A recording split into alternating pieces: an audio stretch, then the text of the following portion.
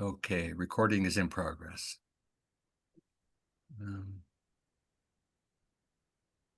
And just let me give folks another minute or two to sign on if they wish, because I know I missed a week. So last week I was taking a chemistry class in Chicago, staying at my mom's place, and she doesn't have Wi-Fi, and our hotspot wasn't really up to Zooming and the like. So, and also I was only at 5 nights with her. I didn't try to maximize the time that I had with her. She's 90, but she's in pretty good shape. Yeah. Yeah. Mm-hmm.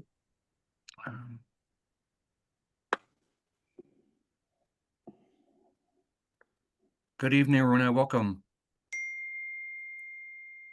Good evening. Thank you.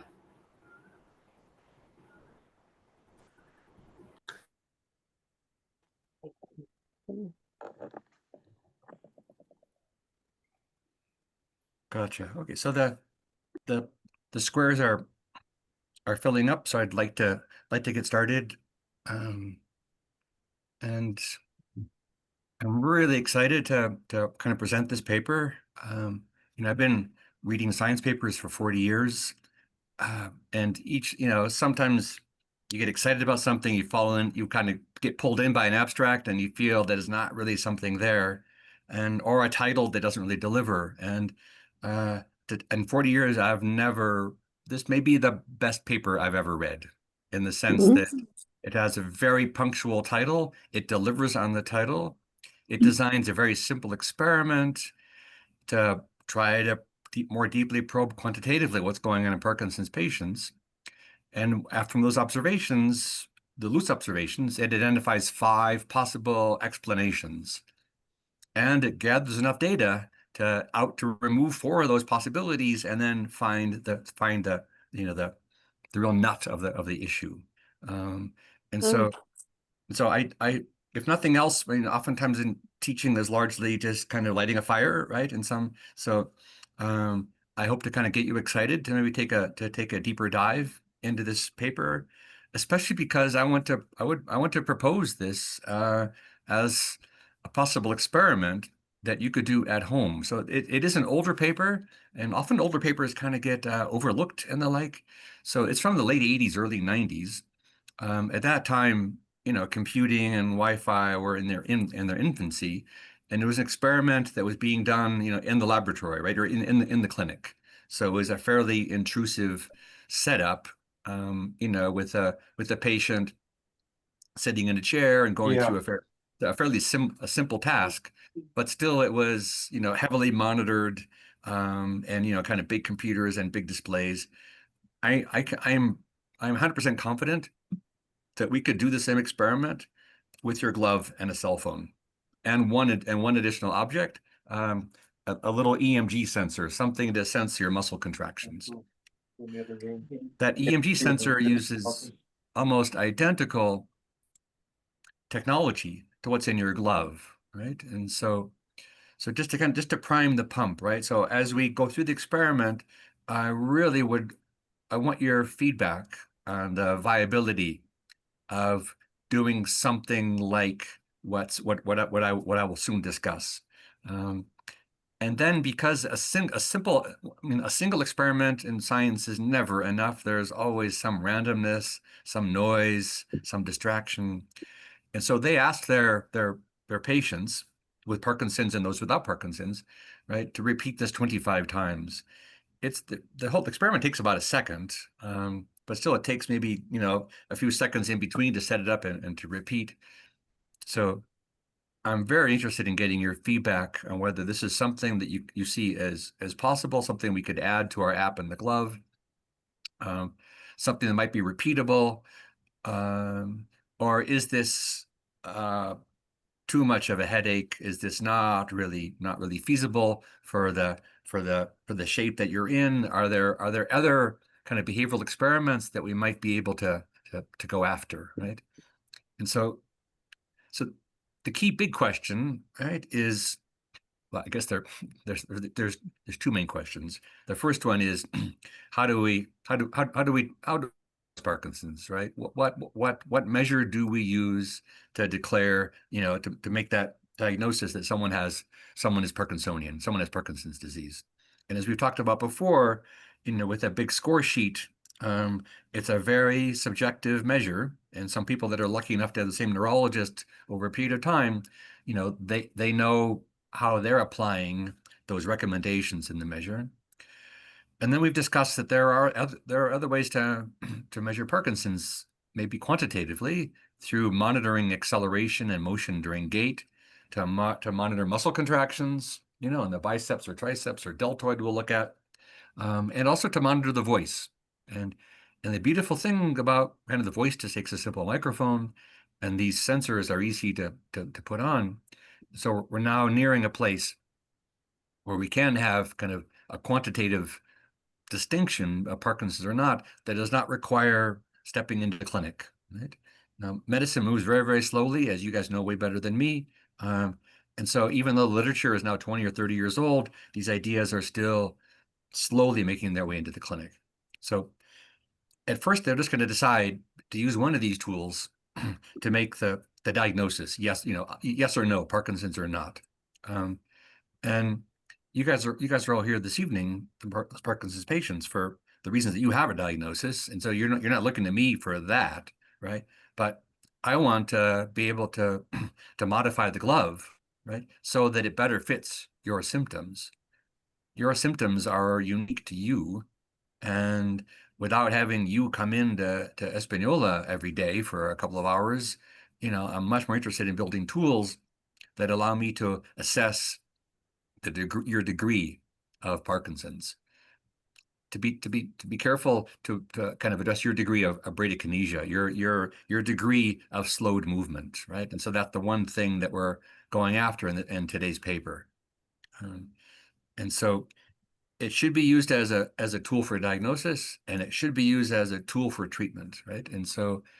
And I'm making the argument of the potential that it has, and I would love your feedback as I go down the rabbit hole, right, and try to integrate an EMG sensor with your glove and the phone app, right, to make this an experiment that you can do at home, right?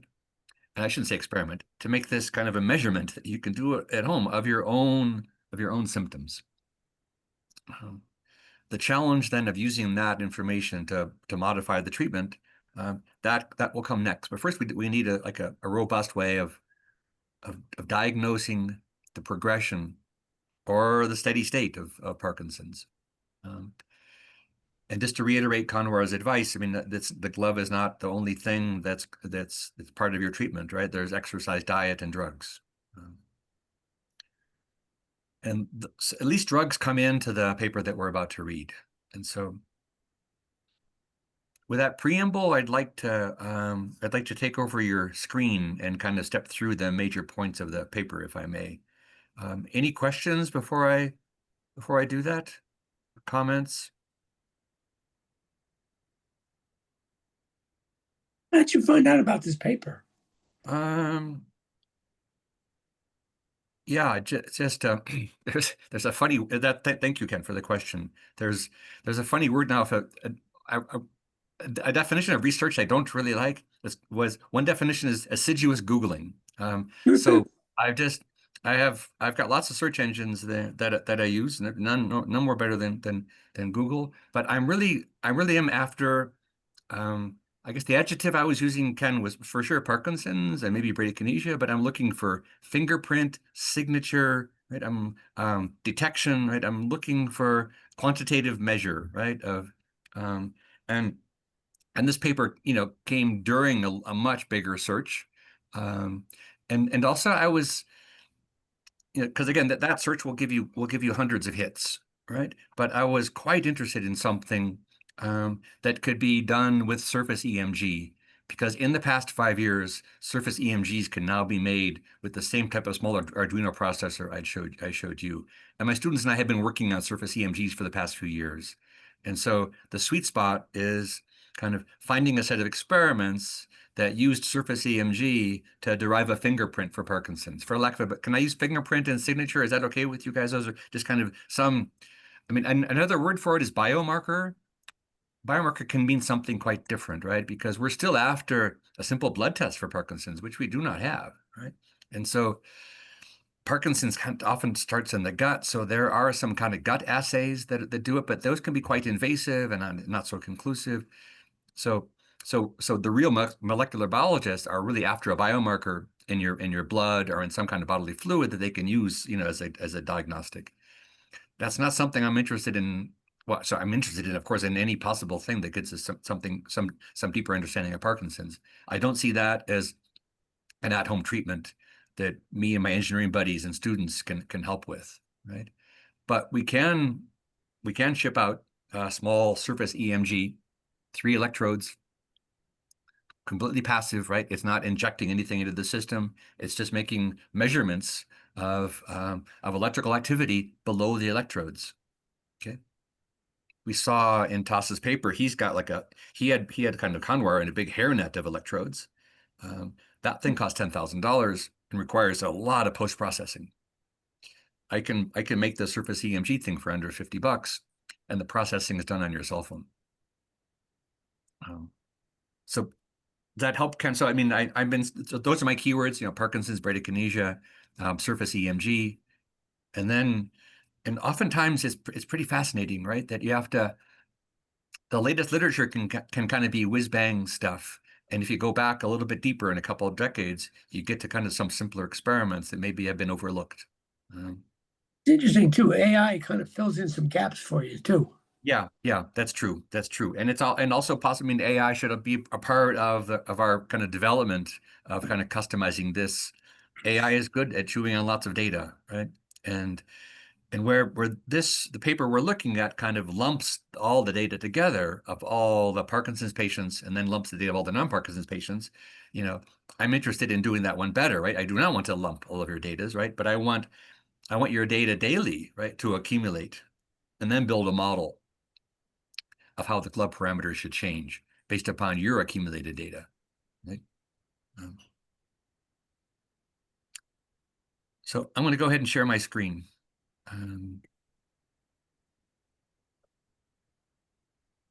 And we see the Zoom screen. I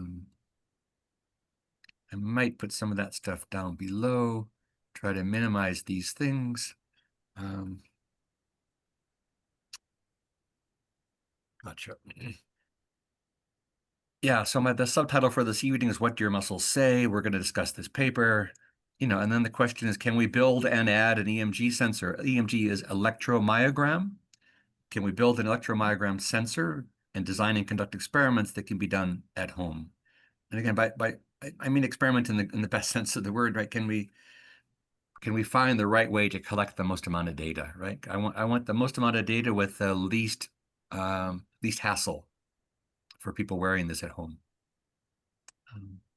And so the PDF is sitting here, and let me just expand on it a bit. And if nothing else, right? So I try to give you my motivation and my belief that this is a gem of a paper, right? It's not super ambitious. It doesn't solve Parkinson's, but it sets up a problem that it can solve, and I think fairly definitively, and now with even greater ease given greater technology.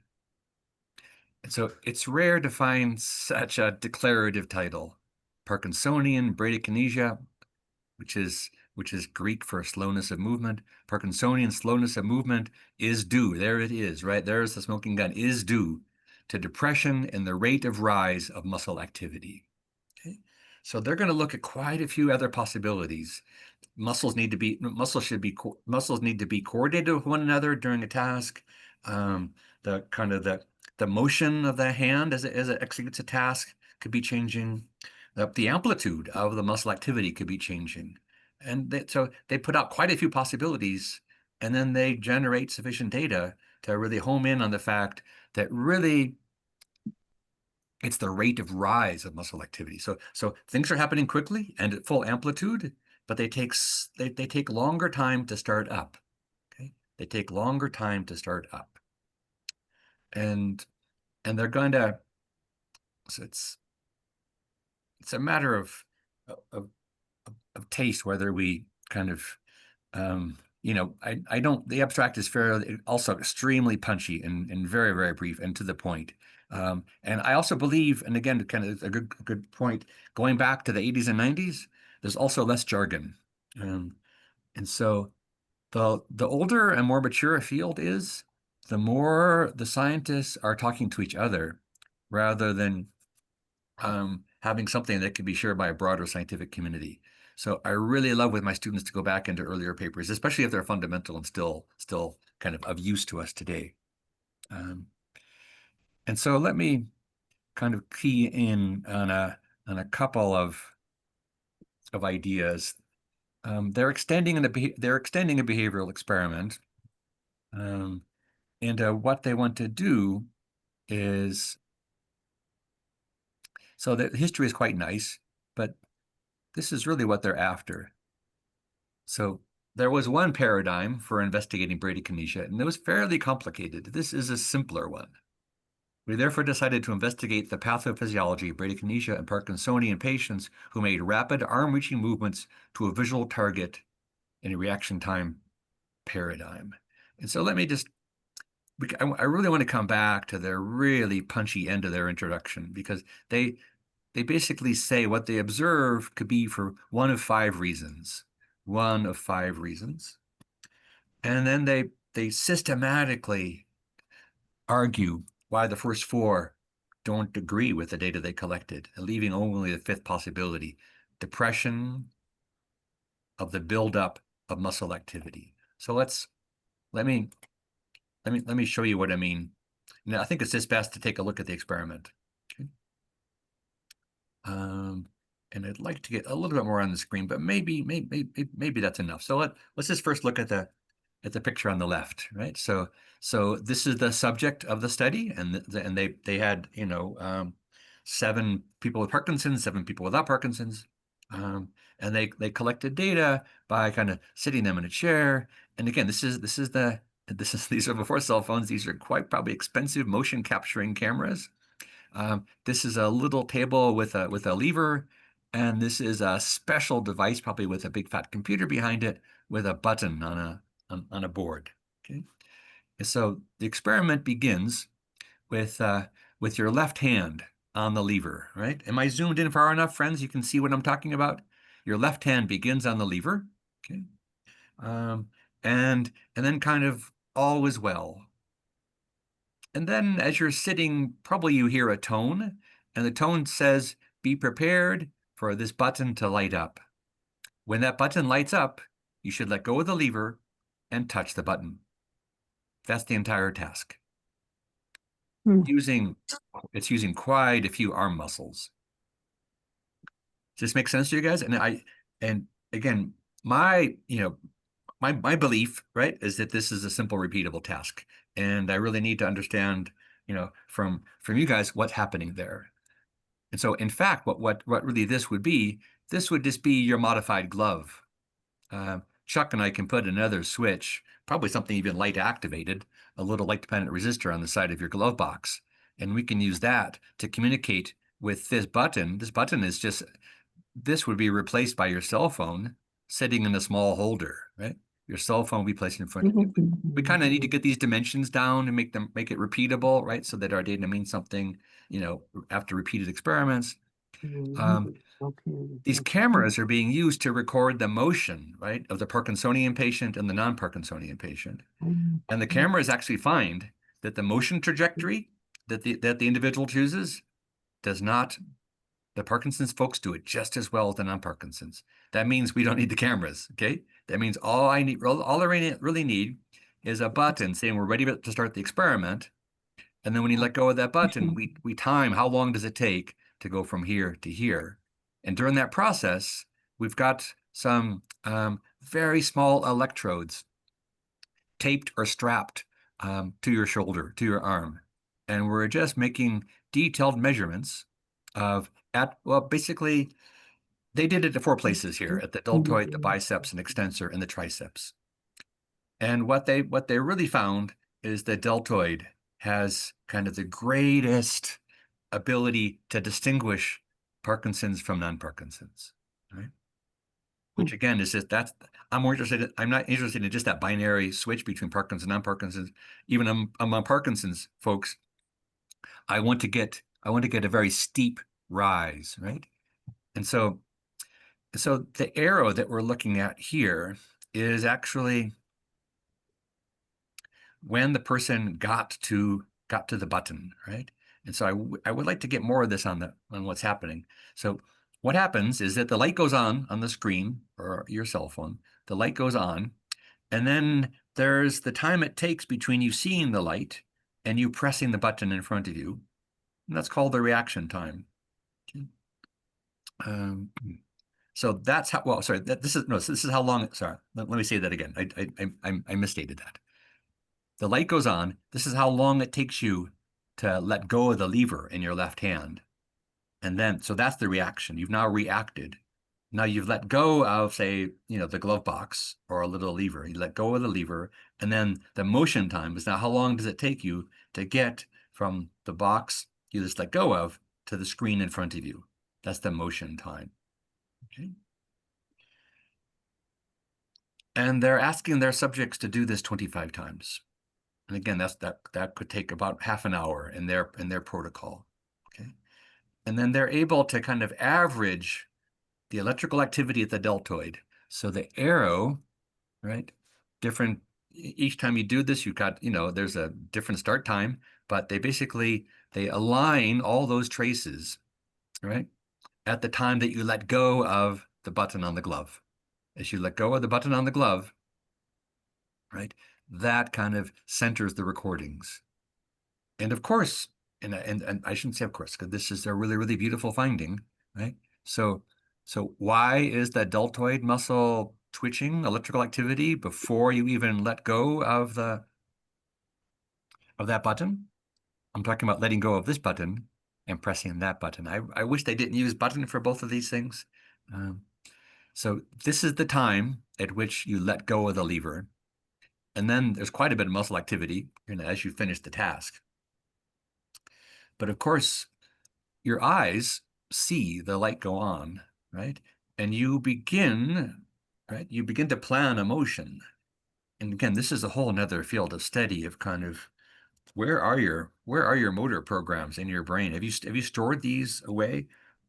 Why is it so easy to open the refrigerator and pull out a bottle behind the milk, behind the juice, without even thinking about it, without even really feedback from your hands? Why are we so adept at kind of motion execution? And so there's a lot of thought. Your muscles are moving in concert, right? The deltoid, the biceps, and the triceps, and the extensor are all moving in concert, even before you let go of this piece. Okay, so it's just beautiful data, just beautiful data. And what you're looking at are the time courses of electrical activity in non-Parkinsonian patients, right? Doing this exact task that I told you, but doing it 25 times and then averaging.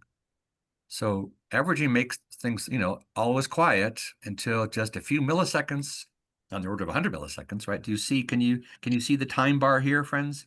This time bar that I'm showing you here, that's 100 milliseconds. Okay. So that's maybe for me, that's got the width of my finger right now, the way I have this magnified. So it takes about 100 milliseconds between when you first see the light go on and when you let go of that button, a tenth of a second. Coincidentally, that's also the duration of the standard buzz pattern into the fingers on the glove. And so after that, so it takes about, a little bit less than a tenth of a second for the deltoid to reach pretty much its maximal activity, and then some kind of crazy stuff that's hard to see. So we're really going to focus in on this early part of the deltoid rise. Our authors identify this early piece as something which is considerably different for Parkinsonian patients.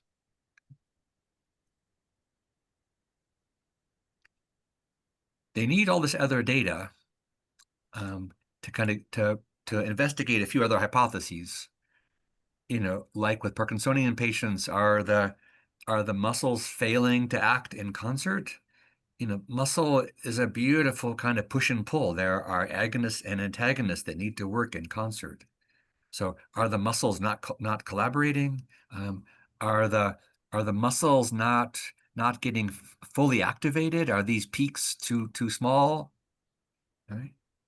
Is the motion kind of taking a different path than a non-Parkinsonian patient?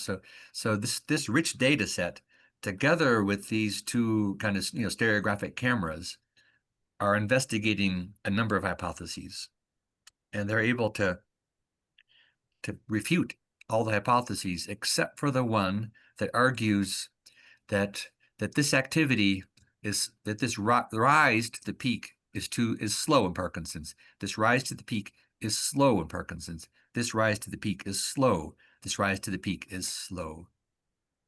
And of course, in trying to use this data, robustly, I want to find the muscle, which has kind of the biggest difference, right? I want the biggest bang for the buck. If I'm going to ask you to strap on a surface EMG, daily for half an hour, that will be a default request that I might make. I want to really get the biggest signal possible. Steve, Yes. did they see any difference in the curve depending on where you were in your medication? Like, that's a good question, Ken. So let's the answer is I don't know, but they do actually have so they did record what kind of what dosage their 7 patients were on in Parkinson's. But they basically average these folks, right? And so there's quite a difference here, right? And in the amount of, basically, so we see kind of years after onset, how old they are, their sex, years after onset. So there's a lot of variability there, and so that will be something that I'd like to pursue in the future, because here, although they did collect the data, they just averaged all their signals together, right? Because again, the punchline for them, right, was what signal really is kind of the biomarker or the fingerprint of the signature of Parkinson's, and they found just by averaging these. So in fact, it's a mega average, right? I mean, so basically, patient 1, they took 25 measurements, right, over 25 repetitions of that experiment. They did the same with patient 2. And then they averaged they averaged the 25 experiments with patient 1. They made a separate average of 25 experiments with patient 2, yada, yada, yada, down to patient 7. And then they made a grand average of all the Parkinsonian patients together and compared that to a grand average of all the non-Parkinsonian patients to make this distinction, that it was the rate of rise of electrolyte activity, which was the signal. So I see your question, Ken, as an opportunity, right? In the sense that if this is something that I can deliver to you guys, then this is something you can do at home, and I will not be averaging you and Laura and Aruna, right? And company, right?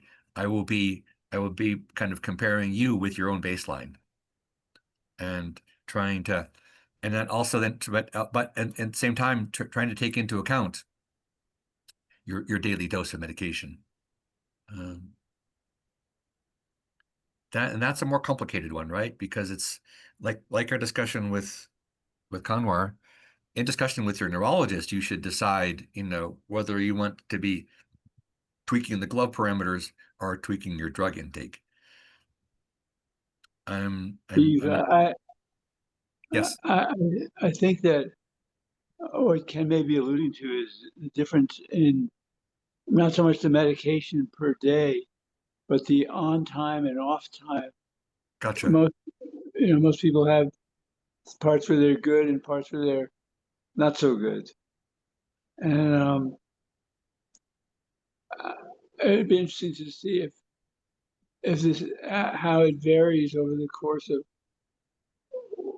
one pill cycle. Gotcha. Yeah. Thanks for that clarification, David. So they specify here that they did it during the off time.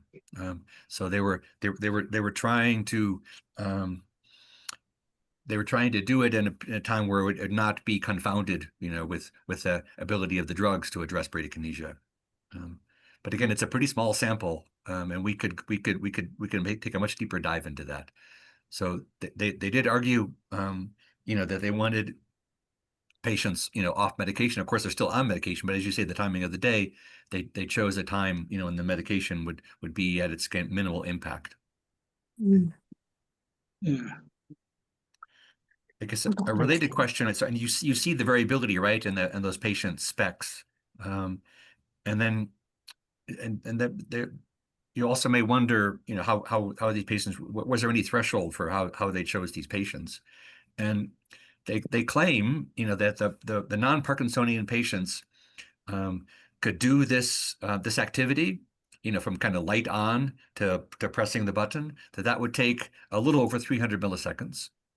And so the Parkinsonian patients that they recruited, they had a cutoff of 600 milliseconds. So they only chose folks that took more than 600 milliseconds. So it doesn't mean they chose the wrong trajectory. Right? They're just, the movement was slower. Largely, I mean, that's what bradykinesia means, just kind of slow movement.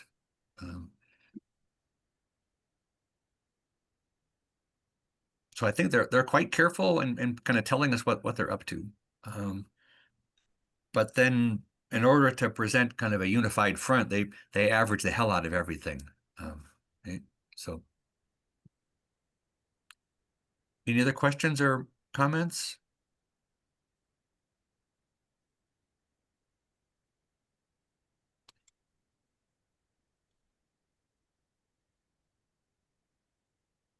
So these were their patients, and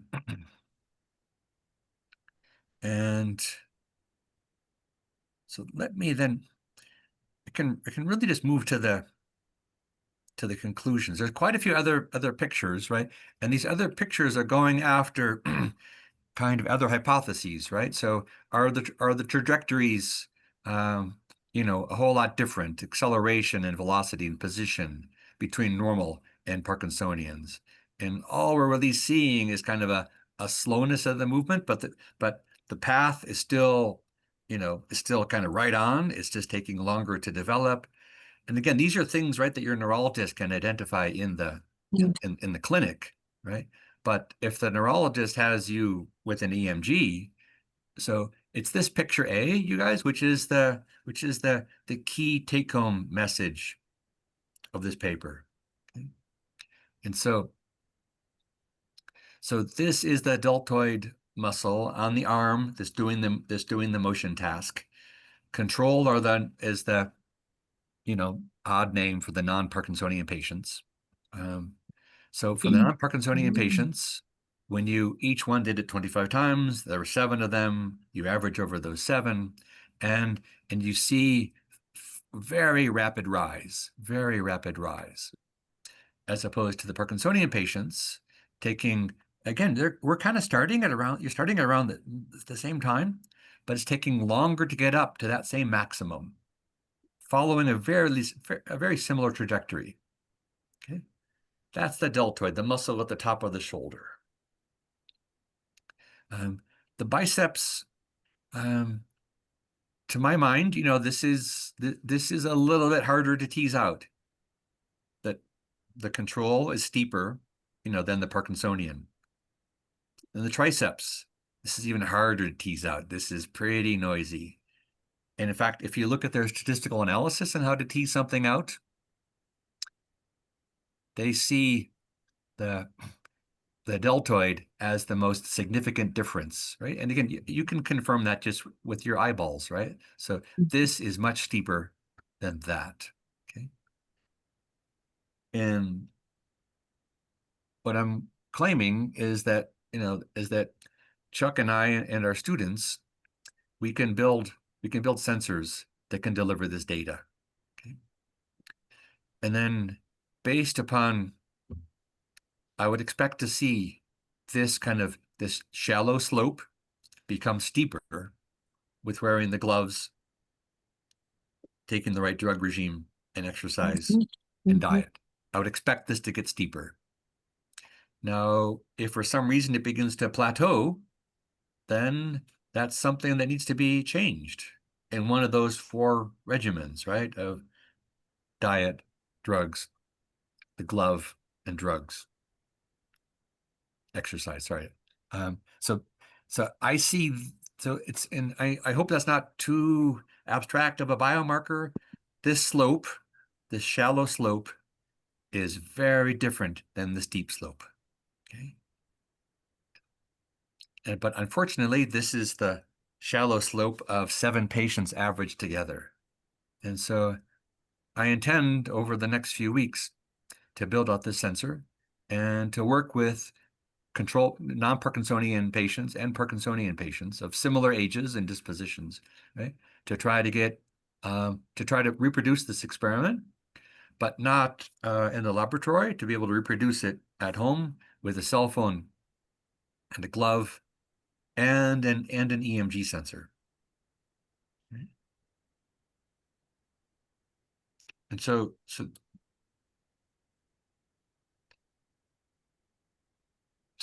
once again, I guess maybe back to my earlier claim, this is one of the cleanest, most outstanding papers I've seen in my life, because it's such kind of a stark conclusion. There it is, kind of staring you in the face. Okay, and not exactly quantifying it. They're not saying, that you're Parkinsonian or not if you're above or below a certain slope. Right? So they're just kind of handing it to the future scientists, ourselves included, right? To build this into a tool, either for diagnosis or for treatment, right? And as I said before, we're here because we want a more effective treatment. Now, and again, it's a very brief paper. They talk about the exact statistical test that they use, and so let me just try to help us kind of unpack some of these numbers, right? I can go a little bit bigger, perhaps. Oh, nope, I really can't. The take-home message is that the data they collected on healthy subjects and Parkinsonian patients, the deltoid signals that they get are statistically significant, meaning it's a gigantically small probability that this could have happened by chance. Okay. And they quantify that by a very small number, 0.004. Anything smaller than 0.005 is in really, really good shape. This guy is not, but he's still significant. He's still significant, but kind of half as significant as the deltoid. This guy is 3 times as. This guy is 3 times more significant, twice more significant than the triceps, and this guy is really not significant at all. That moving on that muscle. So again, they did these experiments to watch these muscles act in conjunction to see if perhaps there was some dysfunction in Parkinson's patients of coordination of muscle. I think a lot of us believe, we know now more about Parkinson's. It really is not a disease of the muscle, it's a disease of the muscle control, right? So the muscles are doing just fine. They're just kind of getting the wrong signals, but they're still acting in concert on a fairly complicated task of moving, moving an arm from point A to point B with some accuracy and some speed. Okay. And so I haven't really given you the units of these measures because these are really non-dimensional numbers. So if you wish, I'm just going to say that the deltoid experiments for healthy subjects, they got a number around 26, plus or minus 11.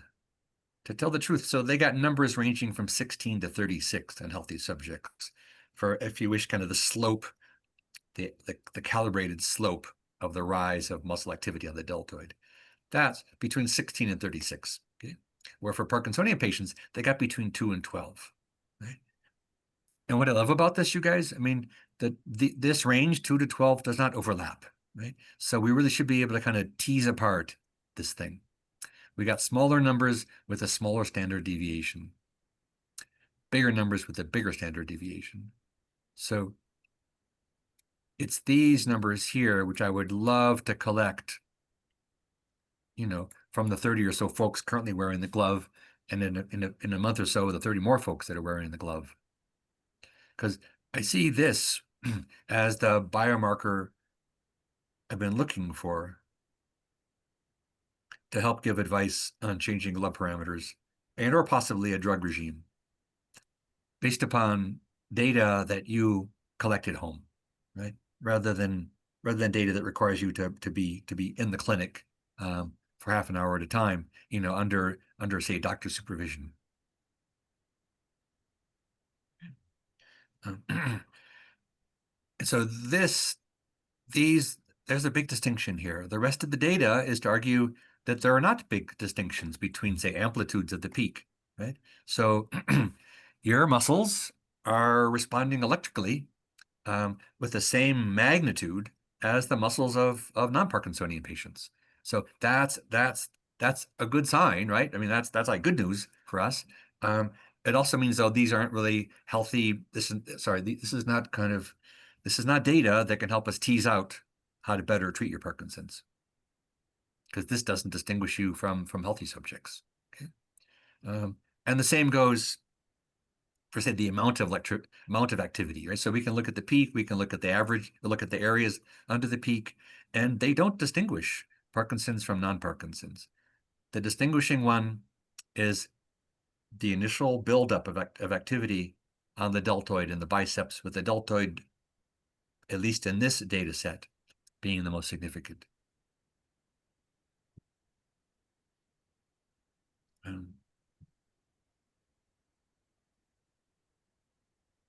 And so the rest is just basically, a discussion largely repeating their claim, but kind of backing it up by saying, we did this experiment to rule out this hypothesis, we did this experiment to rule out hypothesis 2, we did this experiment to rule out hypothesis 3 and hypothesis 4, so all that's left is hypothesis 5. Okay, and it remains to be seen, whether we can extend this to a bigger data set, whether we can extend this to an experiment done at home rather than in the medical center.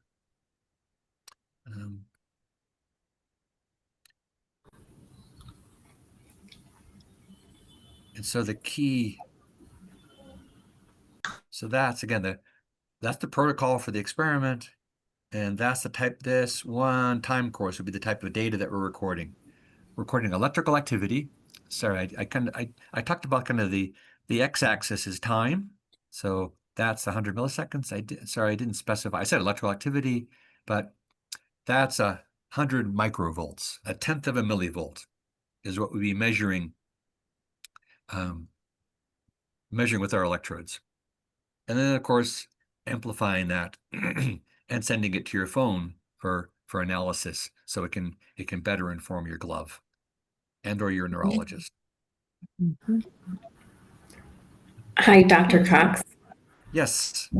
I looked up other articles that are related to this as well. Can I send you Yeah. a summary of the information? That would be great. Yes, thank you. Yeah, I mean, since this is old, right? I mean, this has at least 800 hits in the literature, and so, but yeah, I would love to kind of crowdsource this and read summaries that you guys have been able to compile of where these ideas have gone. Okay, thank you. Steve, Ken here. I would imagine, depending on the task, like this was a task of doing a certain direction, so on. But if I was doing a task like lifting weights like this, it might be the biceps or something that are. Say that again. I didn't. Depending on the task, it would Yeah. depend on which muscle is probably the most important in that. For sure. Yeah.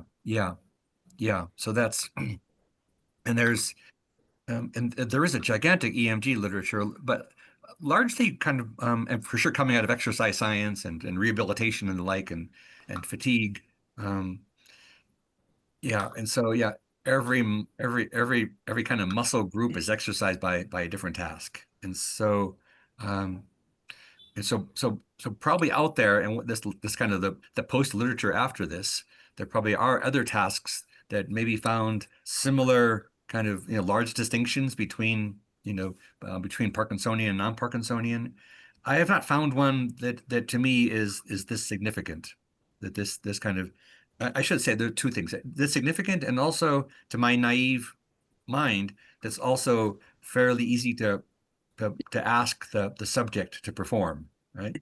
So kind of the what I like about the lifting of weights, um, could put quite a bit of strain, on the muscle or the arm, and we're going to need to basically have the EMG sensor pretty much positioned in the same place every time, every day and the like. And so I'm looking at kind of repeatability, um, and um, yeah, kind of at repeatability, and also distinguishability, right? So a task that really does distinguish the degree of Parkinson's. And so I'm for sure wide open that I believe for sure that there may be other tasks that may even be better, give us better distinguishability. Steve? Well, the presumption is that the Parkinson's person the gap is gonna widen over time Yes, that's it. That's right. That's right, Ken. with Yes. Yes. deterioration. And I Yeah. know when I go into my neurologist's office, she has me do this where I touch my nose, Hmm. Hmm. and then I do this hand flip, Yeah. and then foot tap. And I think that she's looking at these things to see if they're slower. Gotcha. Gotcha. Yeah. Yeah. Yeah, exactly, exactly. And that's something that the EMG can tell you. I mean, it's like, again, and it can tell you numerically. And I know I'm an engineer or a mathematician or in neuroscience. I mean, um, so I'm data driven, and it's not to say that these subjective measures are wrong or backwards. It's just to say that those subjective measures you know, unless you're married to a neurologist, they're going to be few and far between to kind of get that kind of data. Where the EMG properly placed, and so to speak to both of you, then so my proposal is to develop the sensor, and the sensor is pretty agnostic, right? The surface EMG is just measuring electrical activity of muscle. The the skull is a gigantic insulator, right, of electrical activity, really, really hard to penetrate. The skin is fairly conductive, so we can get these fairly large, robust signals on lots and lots of muscles. So I'm looking for a muscle which almost anybody can exercise, and a muscle that doesn't move too much during the experiment to actually, so that we would be removing the sensor while we're actually doing the experiment. Um, and I would definitely welcome your help in that search, right? So I will develop a sensor. I will develop the protocol, right, where it can talk to your glove and it can talk to your phone, and then together we can kind of design the best experiment.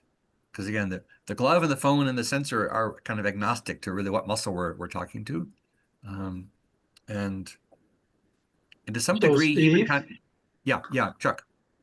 so approximately how far apart are the electrodes that you're talking about to get this 100 millivolt differential? A couple of inches, maybe? Yeah, I think on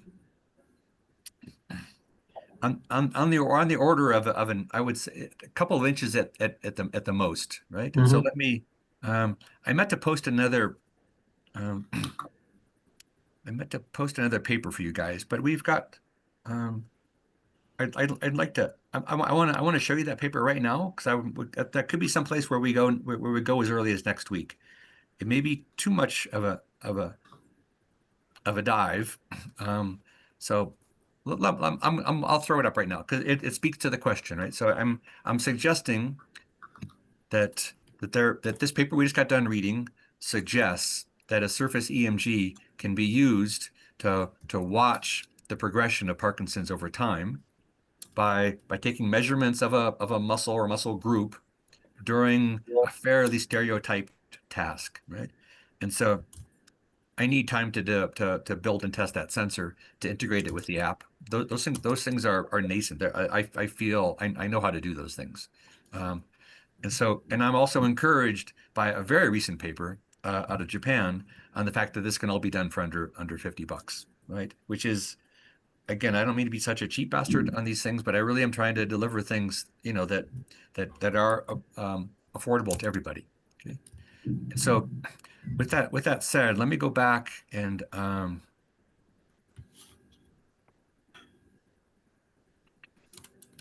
take a look at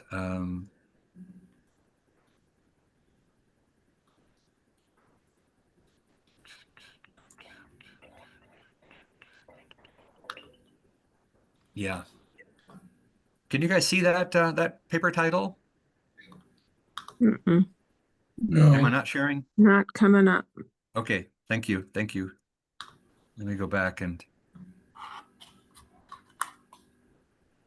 okay. Yeah. Okay.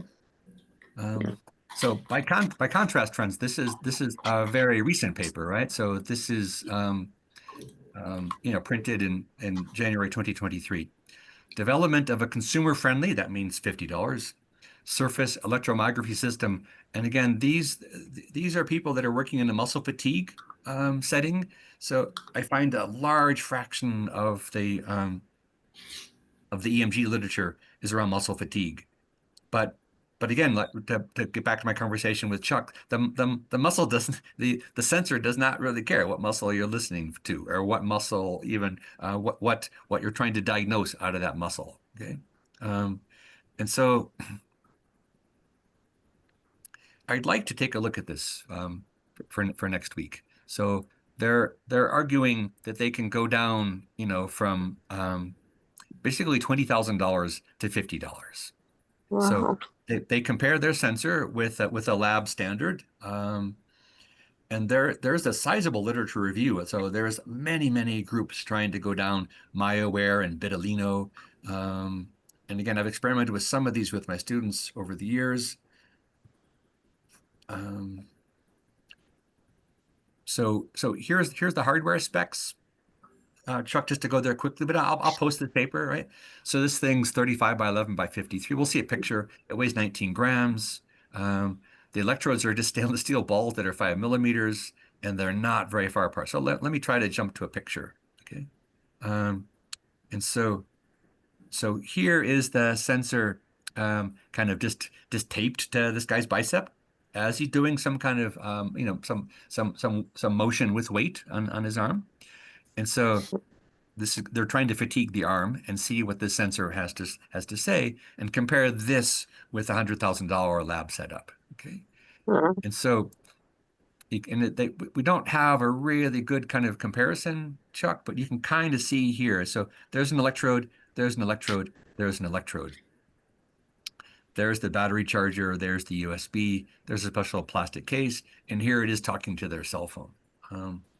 And so I see, and these guys, again, I didn't want to get into the weeds, so I'm gonna post that, Chuck, and they definitely say in there how far apart their electrodes are. I just don't have that number in front of me. Now, so this would be a place to start. We may have to do some fine tuning to make that to get the kind of signal noise ratio that we need for that kind of bradykinesia slope to be determined. Okay. So I'll throw that up for kind of for a candidate for where we might go next week. It's 90% an engineering paper, and so I don't want to be boring folks with that, but the take home is just it's just gorgeous, right? That the take home message that we can begin to kind of scope out a $50 sensor. And by that, I mean, again, they're cheaper by the dozen, yada, yada, yada. And I think, Chuck, we can use the same processor there, the Xiao, ESP32. And these processors talk to each other, right? So we could literally have the sensor talking to the glove, talking to the cell phone. And this is a pretty simple conversation, the stuff that they're sending around.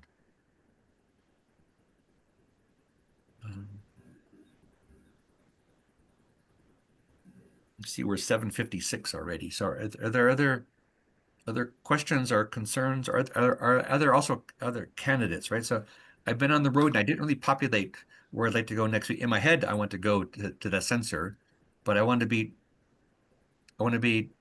talking at a fairly general enough level that you guys kind of see where we're going, I could take us down that rabbit hole of kind of building the sensor and what that takes.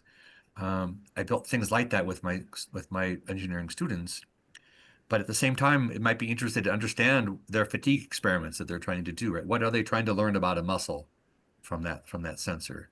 And do we see that has kind of sufficient accuracy to go where we're going?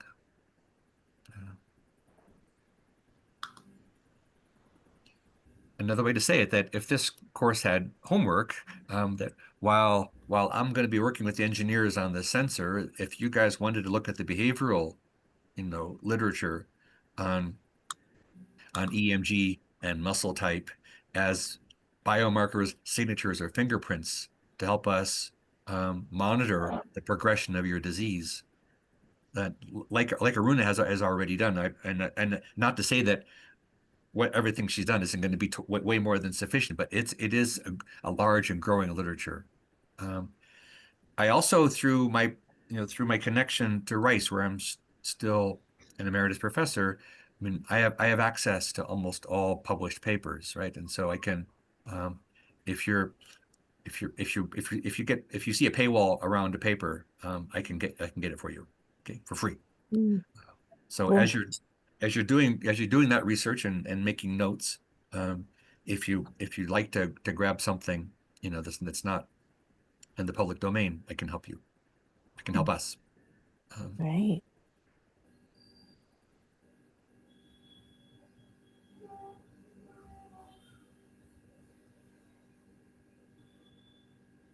I've got just about 8 o'clock. Is there any more comments and again, you don't have to give me suggestions right now. So over the course of the week, if you come up across a paper that you think is just, has great potential to help us better understand the glove, I'd love to know about it. Cool. And can, I have a question about the glove itself. yes, Is Laura. it better to email you? Should I ask you now?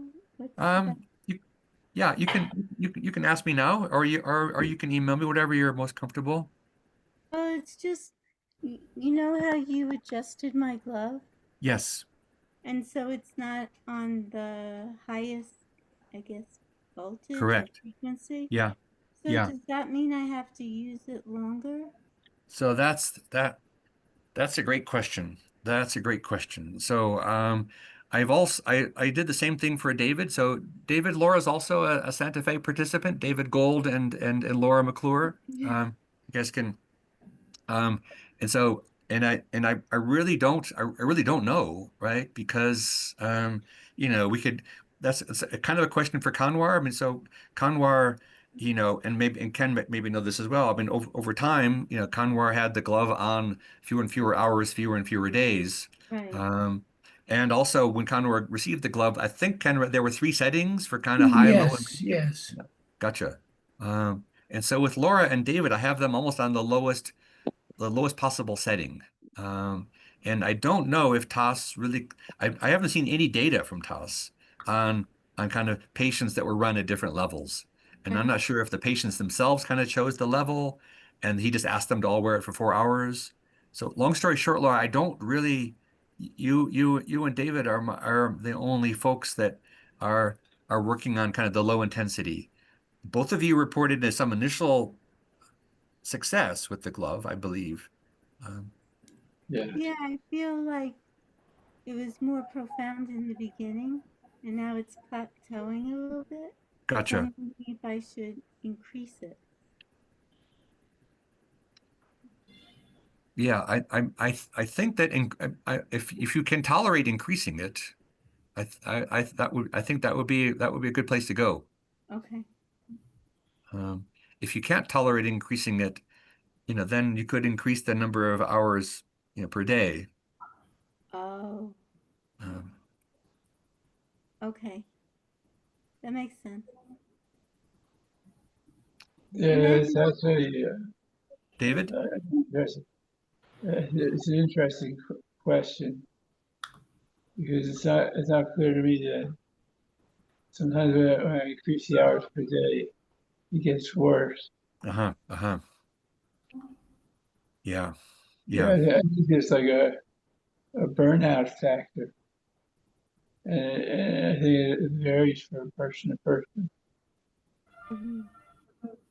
Yeah, I So feel it's like sorry, go ahead. just being held along is just to increase it. I think it'd be too much. I'm having trouble hearing you, Laura. Can you speak Oh, closer to sorry. yeah. I'm thinking it would be better for me to increase the intensity than the hours. Yeah. Mhm. And the app is working for you? You can increase the intensity by yourself? No, No? I don't have a smartphone. Oh, gotcha, gotcha. Yeah, so we can meet up. Um, Oh, bless you, bless you. yeah. But I am seeing improvement. I really am. But I think with the experiment too, what I'm wondering is it looks like it's looking at reaction time. And I Yeah. don't know about anyone else, but I'm having more trouble with my gait.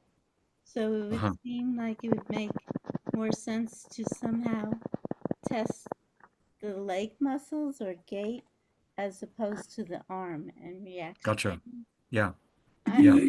You could argue though that any you're trying to measure just the impact of Parkinson's and medication, and anything that you measure that gives you this feedback, you can measure your toenail if that gave you feedback.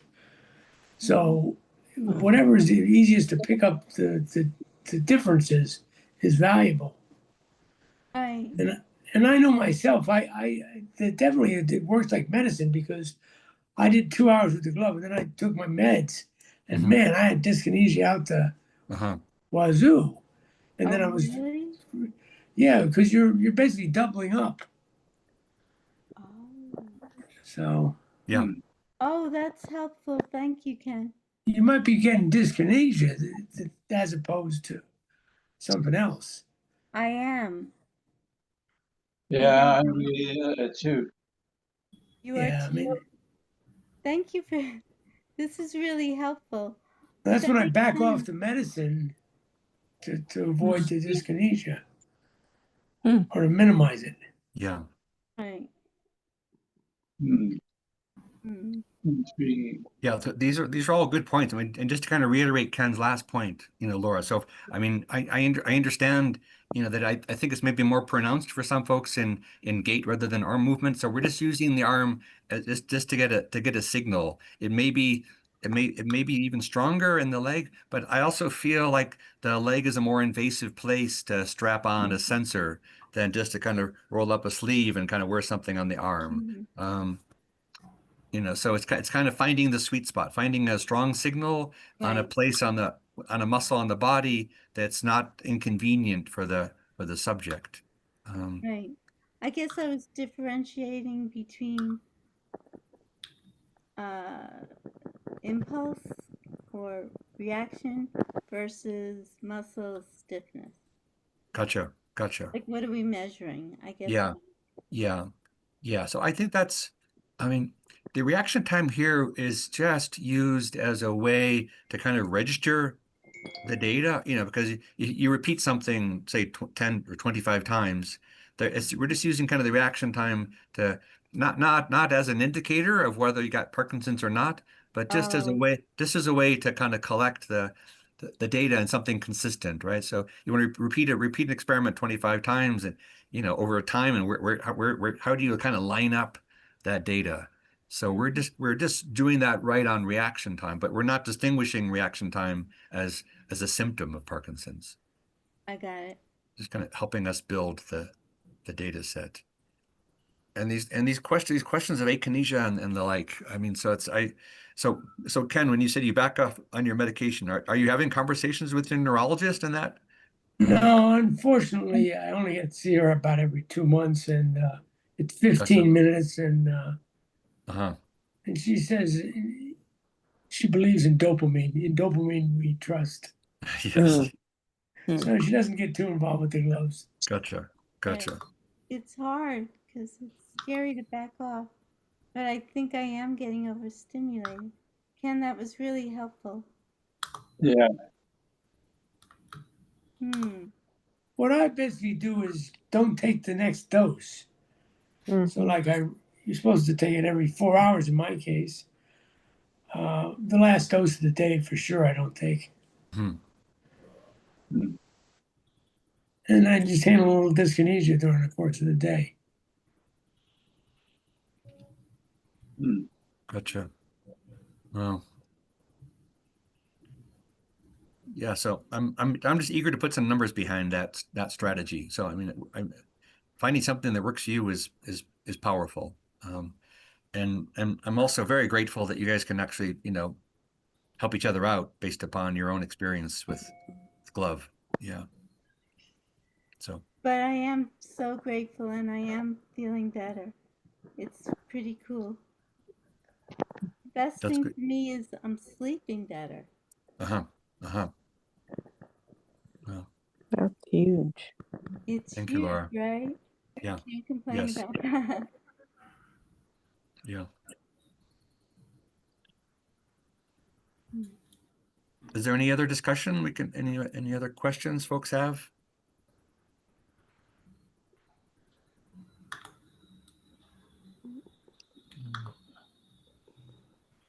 I don't see anything in that chat to me. Then if not, I'm going to kind of stop the recording. I can stick around if folks want to kind of continue to talk or talk offline. I'll stay here until the room's empty. But I'll turn off the recorder. Okay.